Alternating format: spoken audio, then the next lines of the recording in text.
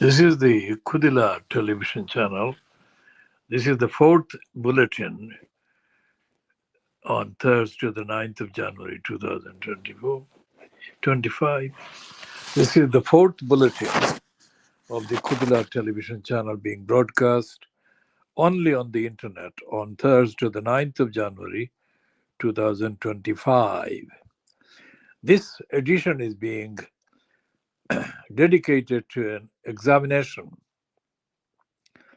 of the belatedly increased space being given in Fleet Street newspaper to the many crimes committed by Sheikh Hasina and Sheikh Hasina's link with the formerly Labour Party member of Parliament for the Camden parliamentary constituency called Hampstead and Highgate. Tulip Siddiq, particularly the piece by Stephen Glover in today's Daily Mail, is quite a lengthy one. Nothing like this has happened since the travails of John Stonehouse in the 1970s.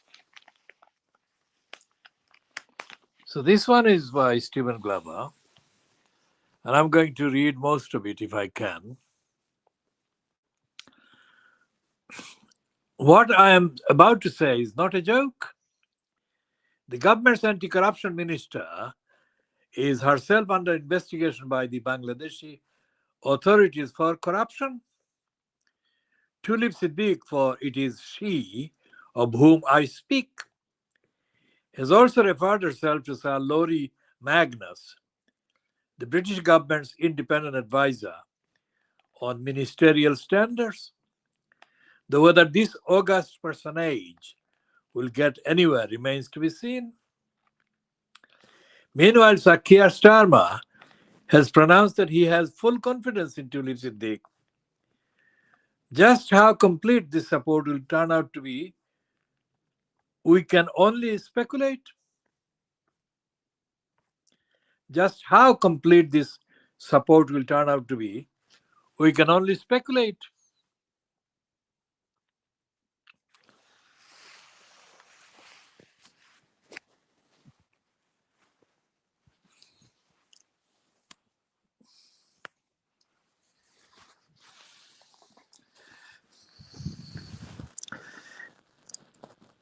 Meanwhile, Sir Keir Starmer has pronounced that he has full confidence in Tulip Siddiq. Just how complete this support will turn out to be, we can only speculate. Possibly as new facts emerge, it will begin to sag like an over-ventilated souffle. Possibly as new facts emerge, it will begin to sag like an over-ventilated souffle. Readers of this newspaper, the Daily Mail, and one or two others may well be aware of the accusations being made against Ms. Siddiq, who is the Labour MP for Hampstead and Highgate. But those who rely on BBC and other mainstream broadcasters for their news are likely to have been left in the dark. Here are the essential facts. Tulip has an aunt who is not a very nice person. In fact, Sheikh Hasina stands accused of crimes against humanity and of embezzlement and corruption on an epic scale. In her role as Prime Minister of Bangladesh, she left the country in a hurry last August following a popular uprising. Any of us can have bad aunts, as P.G. Woodhouse's Bertie Wooster would attest. Miss Siddiq can't be blamed for being related to Sheikh Hasina, who is her mother's sister. But she can be blamed, and possibly more, for her closeness to her aunt and to her aunt's distinctly unappetizing regime.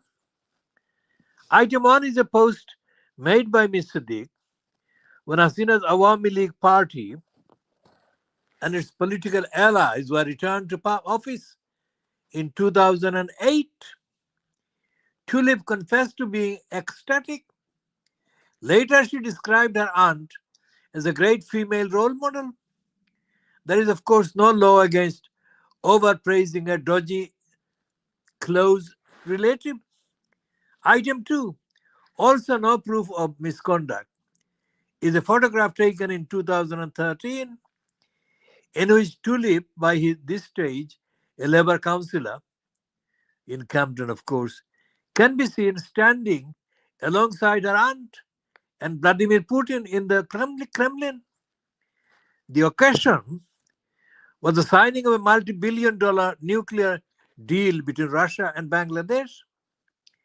Bangladeshi investigators allege that Hasina, Ms. Siddiq, and other members of the family embezzled £4 billion of this deal in collusion with Russian officials through Malaysian banks.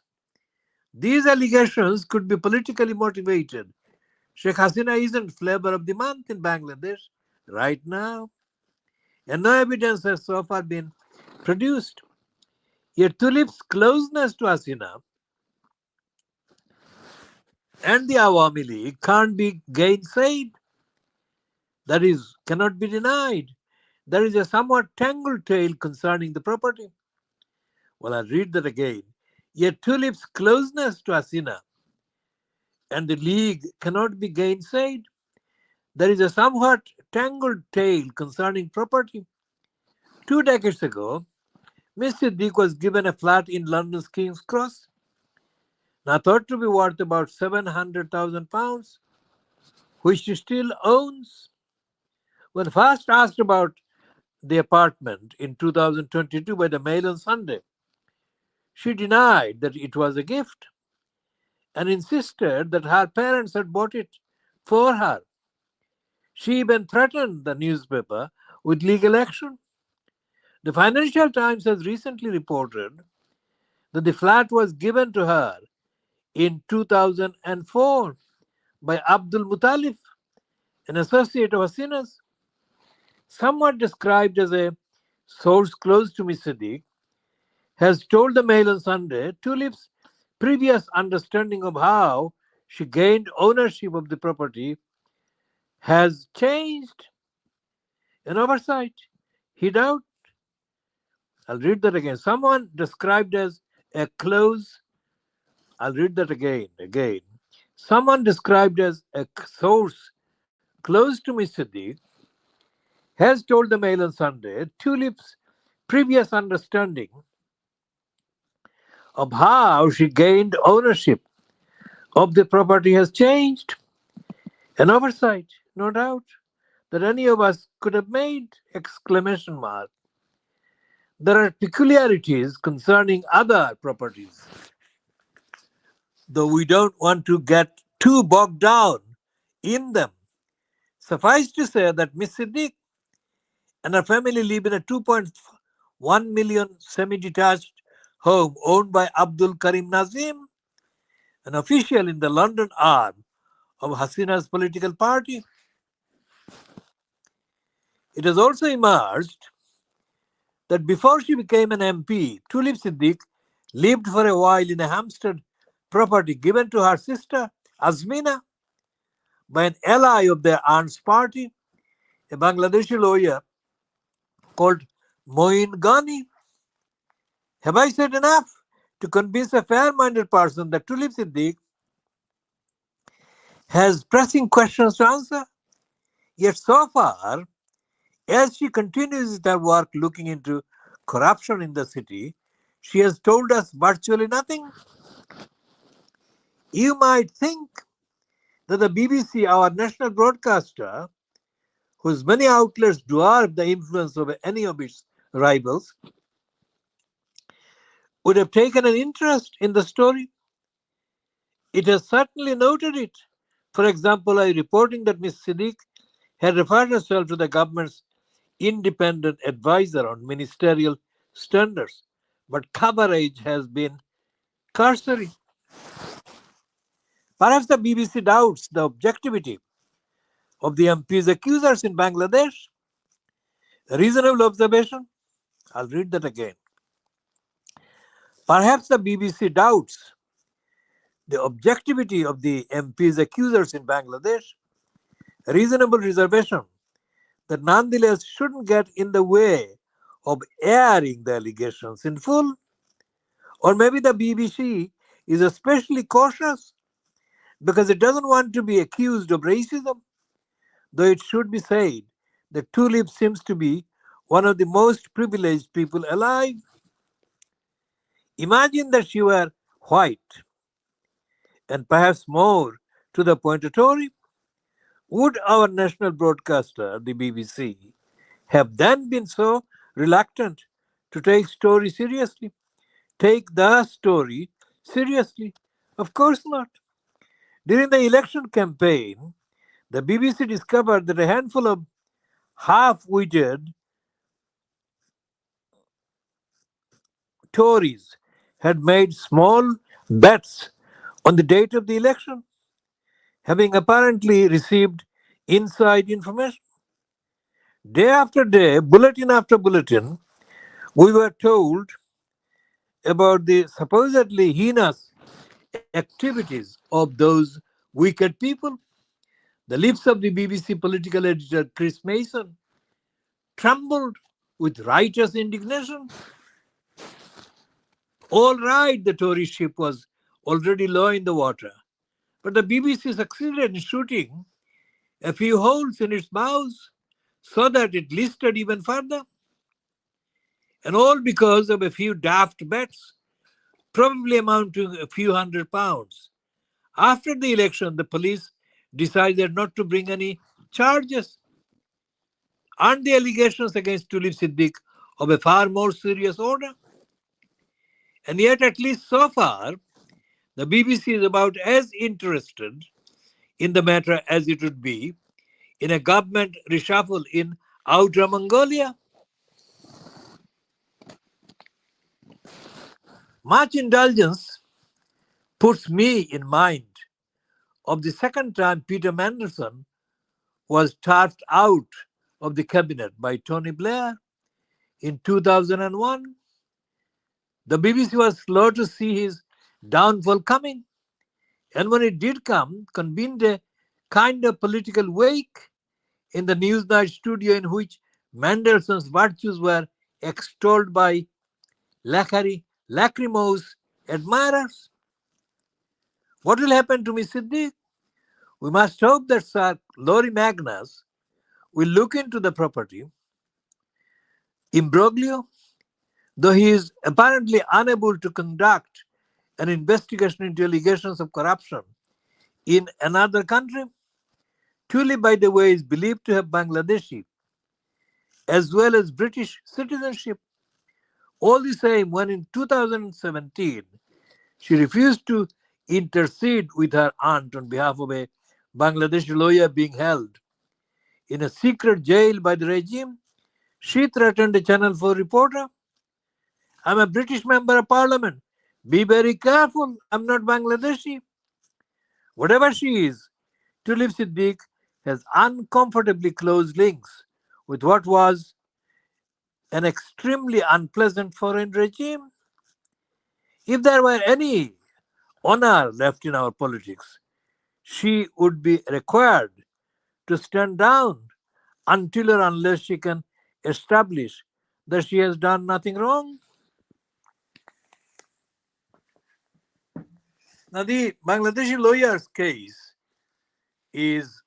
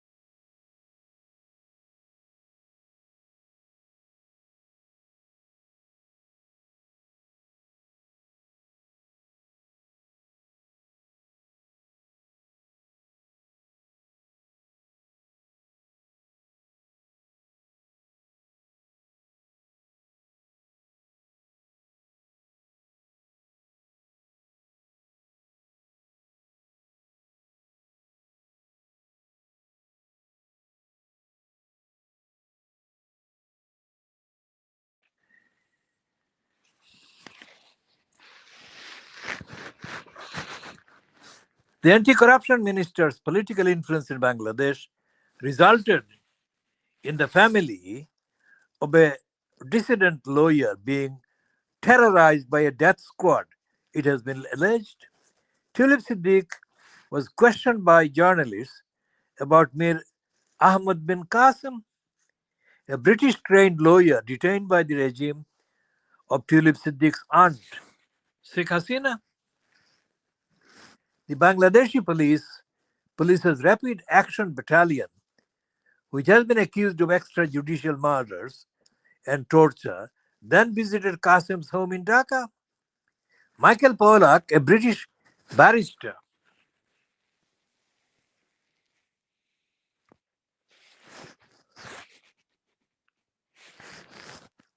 representing Qasim, said, I could not say Tulip ordered them, the police, to harass his family. What we are saying is that it looks like she tells whoever in Dhaka what has happened, and as a result, the police are sent around to harass his family. There is no suggestion that Siddiq, 42, was aware police action would be taken against the lawyer's family. Journalists from Channel 4 News asked the Labour MP in London in 2017 during a rally in support of Nazneen Zaghari Ratcliffe, who was then jailed in Iran, about Qasim's detention. Before the footage was broadcast, the police squad confronted Qasim's mother, sister, wife, and 2 young daughters at the family home. Pollack said, police had nothing. Police had told the family, you are talking to people and defaming Bangladesh internationally. The day after the broadcast, 20 heavily armed officers returned with the commander telling the family, this time we are going and leaving you, but we will make sure if there is any such news coming, next time we will not be good like this time. Pollack said this was a clear threat not to allow this to happen again, or else. Qasim was detained in 2016 while on the legal team of his father, an Islamist party leader. He was held without trial until being released 8 years later in August, only hours after Hasina 77 was deposed as Prime Minister on the 5th of August 2024. After being approached by the journalists, Siddiq filed a police complaint that she was a victim of racially aggravated assault. Scotland Yard said yesterday, that is Wednesday, the 8th of January 2025, that its investigation had closed following exhaustive lines of inquiry. Siddiq referred herself to the Prime Minister's tenders advisor after it was revealed that she was given £700,000 London flat by a supporter of her aunt's Awami League, and that her sister received a £650,000 property from one of Hasina's advisors. A spokesman for the minister, that is Tulip Siddiq, has said it is categorically wrong to suggest the properties were linked to her support for the Awami League. Michael Pollack said, if someone is giving you property, they're doing it for a reason. She has been given properties here. Who has benefited in Bangladesh? Question mark. Supporters of the Awami League in the UK have repeatedly campaigned for Siddiq at elections. Pollack said Siddiq should now urge her aunt, Sheikh Hasina, who has fled to India, to hand herself over to the International Criminal Court.